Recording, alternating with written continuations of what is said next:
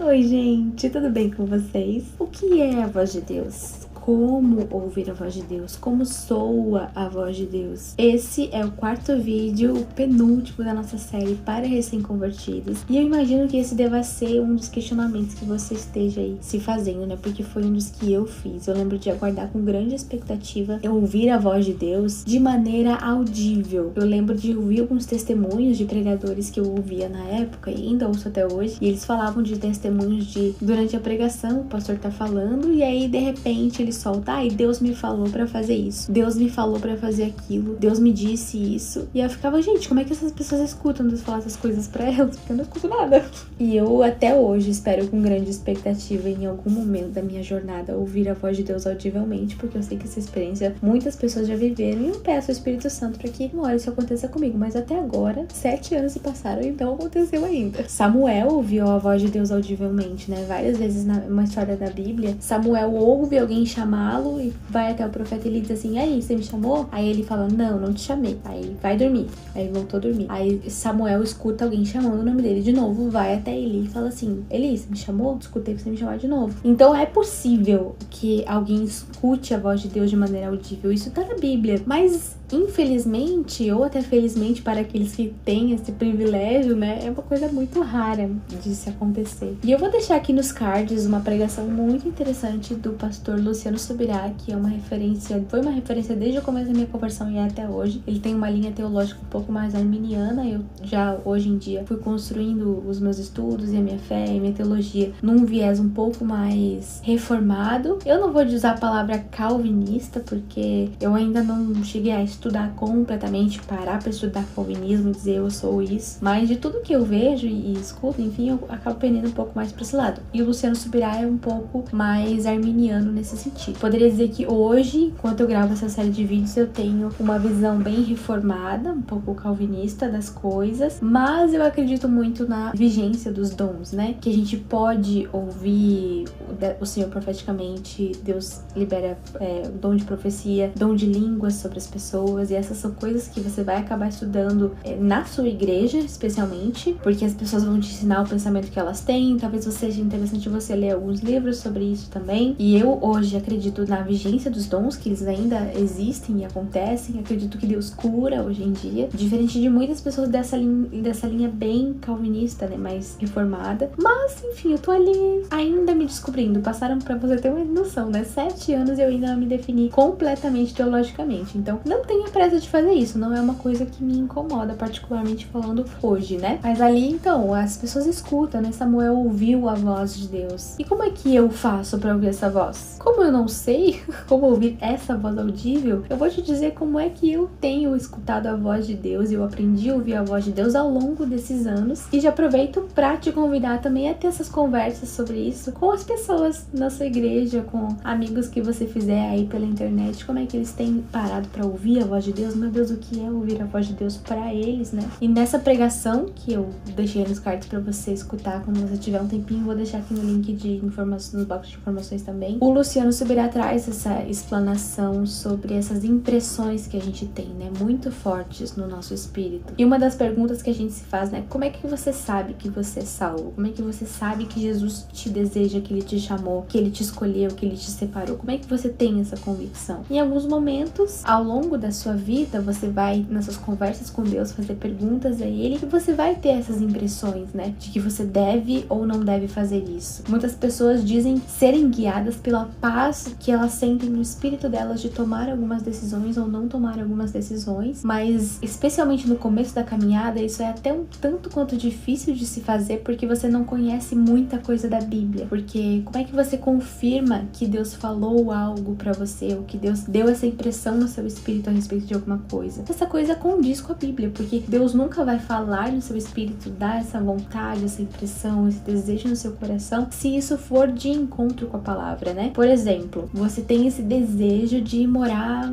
num país X e você tem esse desejo muito forte, mas Deus é aquele que sonda as nossas intenções, os nossos corações. Lembra que a gente conversou que muitas vezes a gente tá iludido a respeito de nós mesmos e Ele nos conhece mais do que ninguém? Se de repente esse desejo no seu coração não é movido de maneira, sei lá, a pregar, espalhar o evangelho, que é realmente uma coisa que o Espírito Santo derrama no nosso coração, né, de falar das verdades de Deus, de testemunhar, e aí de repente Deus derrama esse amor por essa nação no seu coração e você fica, eu preciso ganhar aquele povo pra Jesus, eu preciso ir até lá, começar um trabalho, apoiar uma igreja local, servir com a minha vida para que o Senhor ganhe almas através da minha vida lá. Sei lá, eu tô usando uma situação bem X, tá? E aí existe também um outro desejo que é, não, eu quero ir para aquela nação porque lá eu vou prosperar financeiramente. Essa é a intenção do seu coração. É complicado dizer que o Espírito Santo vai confirmar essa direção, porque o nosso desejo, se nós lermos a Bíblia, não deve ser nas coisas passageiras, né? Nas coisas daqui, do mundo. A gente não deve desejar ir para outro país para ter uma vida financeiramente próspera, por exemplo. As nossas decisões precisam ser guiadas de acordo com os padrões bíblicos, né? Nosso amor deve ser totalmente dedicado a Deus para que Ele, então, faça nascer muitos frutos disso em tudo que a gente fizer, em todas as nossas decisões. Então, muito da voz de Deus vai acabar sendo confirmada conforme você for tendo conhecimento das Escrituras. Por isso que a gente já falou lá no primeiro vídeo sobre a grande importância de conhecer a Bíblia, porque nesse caminho vão haver muitas dúvidas. Você vai ter inúmeras dúvidas. Será que eu faço isso? Será que eu não faço isso? E você vai precisar ter esse material de conhecimento, tomar suas decisões de maneira sábia com a ajuda do Espírito, porque você não vai tomar suas decisões sempre sozinho. Inúmeras vezes Deus não vai dizer pra você o que fazer, Ele vai te conceder sabedoria através das Escrituras. Por isso que é muito importante ter as Escrituras no coração, né? Davi fala em algum salmo: guardei a tua lei no meu coração para não pecar contra ti. E guarda a lei no coração dele, medita nela para que ele não peque contra o Senhor. Às vezes a gente toma decisões assim, sem consultá-lo e acaba pecando porque acaba sendo guiado pelos nossos desejos, pelas nossas aspirações e não pelas aspirações do Senhor. E agora, convertidos ao Senhor, as aspirações e os desejos dele precisam ser maiores do que os nossos. Todas as coisas que a gente deseja fazer, a gente tem que pensar no que ele deseja que a gente faça, sabe? Eu acho que é nessas coisinhas que o Espírito começa a moldar o nosso coração. Então essa coisa de ouvir a voz de Deus, ela não é tão clara e audível, mas ela é muito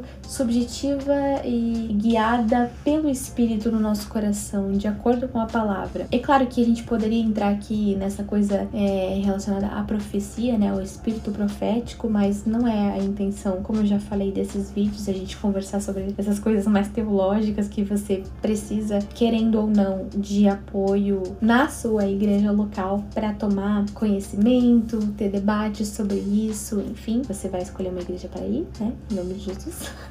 Porque aí a gente entraria todo nesse processo, mas aquela pregação que eu citei pra vocês traz um pouco dessa ideia mais profética, né? De pôr o Senhor à prova. Tive essa impressão, então eu vou falar ou vou fazer algo pra ver como que será que realmente era isso ou não era, enfim.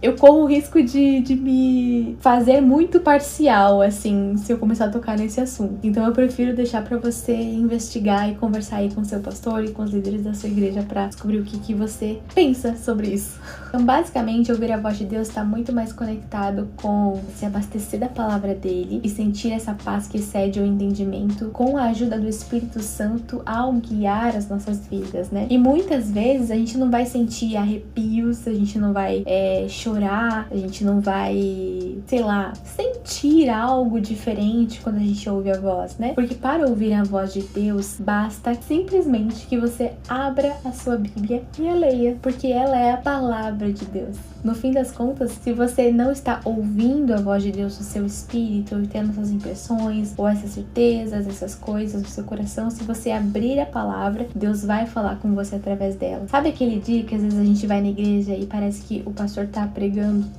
todo o sermão pra gente, ele está simplesmente abrindo a escritura e pregando ela, e naquele momento era exatamente isso que você precisava ouvir. Você precisava ler, você precisava se alimentar. Então, Deus nunca está em silêncio completo, né? Aí a gente fala, ai, Deus não tá me falando nada. Mas se você não tá abrindo a Bíblia, ele não vai falar mesmo. Você tem que criar esse hábito de leitura diária da palavra, que de alguma forma ou de outra o Senhor vai falar com você. Isso vai ser testificado no seu espírito. A Bíblia diz em diversos momentos, né? Quem tem ouvidos para ouvir, ouça. Se existe quem tem ouvidos para ouvir, existem aqueles que têm ouvidos para não ouvir. Se você já ouviu o Senhor te chamando, já ouviu, reconheceu a voz do seu pastor, reconheceu que ele te deseja, que ele deseja derramar algo sobre a sua vida, que ele te quer, então você tem ouvidos para ouvir. Basta você tirar do seu caminho as distrações, você tirar suas preocupações e se dedicar a ouvi-lo, a ler sua palavra. E lendo ela, todo esse processo de aprendizado, de identificar a voz dele, identificar o que ele deseja da sua vida, aquilo que ele quer pra você, né? Porque agora você deve estar se perguntando, todo mundo pergunta qual que é o teu chamado, qual que é não sei o que, qual que é não sei o que. E muita calma nessa hora. Você não precisa desesperadamente descobrir qual é o seu chamado hoje e agora. Você precisa desesperadamente de Jesus. Você precisa do conhecimento de Deus. Você precisa de intimidade com Ele. Se você tiver essas coisas,